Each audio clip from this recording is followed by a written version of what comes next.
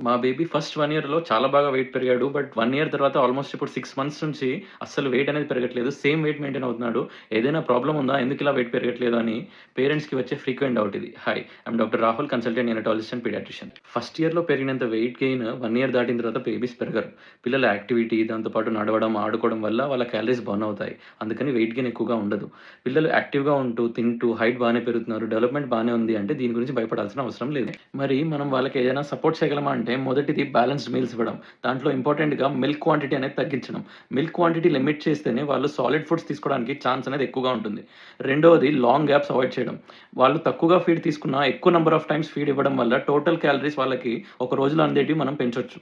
మూడోది force feeding అస్సలు చేయొద్దు. ఇలా చేయడం వల్ల వాళ్ళకి ఫుడ్ మీద ఎవర్షన్ వచ్చి అపెటైట్ అనేది ఇంకా తగ్గుతుంది. నాలుగవది వాళ్ళ హైట్ అండ్ వెయిట్ రెగ్యులర్‌గా గ్రోత్ చార్ట్‌లో మానిటర్ చేయడం. ఇలా చేయడం వల్ల వాళ్ళు నిజంగానే ఎప్పుడైనా వెయిట్ బాగా తక్కువగా ఉన్నప్పుడు మనం ఇమ్మీడియేట్‌గా ఐడెంటిఫై చేయొచ్చు. Thank you.